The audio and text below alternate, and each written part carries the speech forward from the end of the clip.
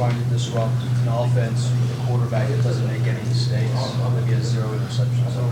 I mean, I feel like that's my job, or our job as the defensive line, to put pressure on him, to cause those mistakes, Our secondary's been playing well, very disciplined.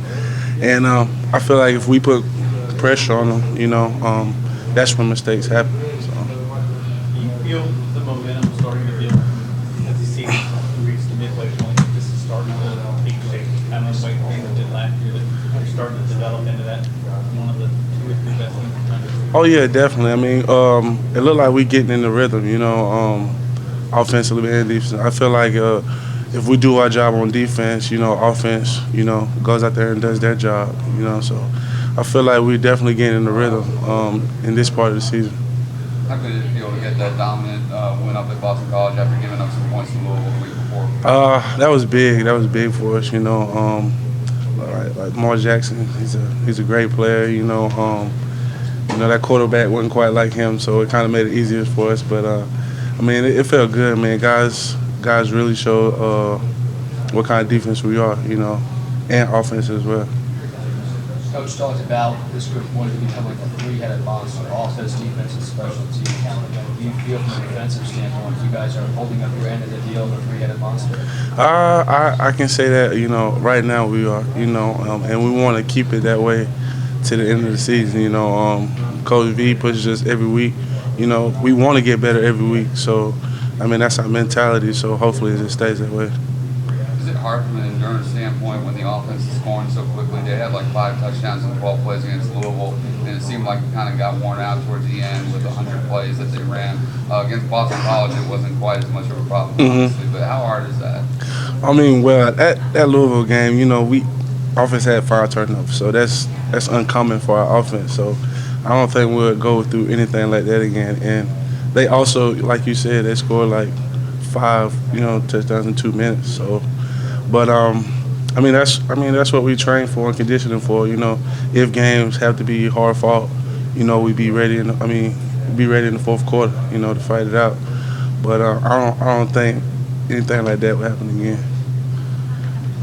How much does it matter when you see that NC State come off a little win over Notre Dame? Does that just kind of help you maybe get your attention a little bit that, this is a good team? I mean, NC State has always been a good team. Last year we struggled with them a lot. Defense, we gave up a good bit of points.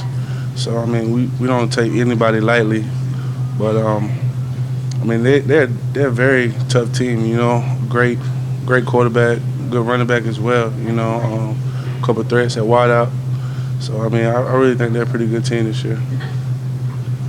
Clelin Ferrell's one of those guys that coming into the year, people were like, well, I wonder how good he can be. And I know he's kind of said it's been a little bit of growing pains along the way. But where do you feel like he is as pass rusher now? Oh, I feel like he's matured a lot. And like I say, he done got confident in himself, especially playing the game, and you can start to tell. But I've always thought he was going to be a great player since he got here.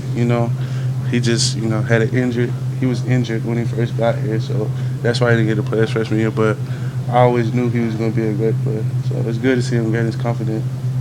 Guys who have aspirations for the NFL call their last year their money year. Talk about your performance and kind of what's driving you this season, because it's obvious that you're in line for a payday. Nah, man, it's just, my teammates, the guys, like, we trained so hard in the offseason for this, and, last year was a sick feeling to end with. We got all the way to the national championship and lost, so our goal this year is, is to really try to get back, and win it all this time. So, I mean, we fight for each other out there, so I don't really think of it as money, just doing my job, You were a different guy when after the accident. Does that drive you to knowing that life is kind of precious and you have to Oh yeah, definitely. You can't take this life you have for granted. It kind of opened my eyes a whole lot. After the incident, just made me love the game a lot more and cherish every moment I get with it. What did you see from Albert Huggins last couple games, and how much will his emergence help the interior of that line? I mean, he really has been performing good these past few games. Like I said, his confidence is up. You know, that's a good thing. But he's matured a whole lot as a player. You know, he finally wants it. You know, that's what Coach Brooks says. And you know, I just continue to try to push him in practice. You know, try to get better every day. You know, but it's good to see him performing now. He seems like he's a real fun-loving, good-natured guy, Huggins. Yeah. Is he a guy that maybe he needed to crank up the intensity, maybe needed to take it a little bit more seriously? Oh yeah, most definitely. You know, he's a funny guy. He like to joke around a lot. You know, but Coach Brooks, you know, even myself, you know, we try to tell him, you know, you have the body frame and definitely the talent to do it. You just gotta put the mental aspect with it. You know, but yeah, it was just him maturing a little bit and understanding that he can really make a difference on his team. You know, even Coach Woody, you know, preaches that to him, and I think he finally getting the concept. Okay, thank you, Carlos. Thank you, sir. No problem.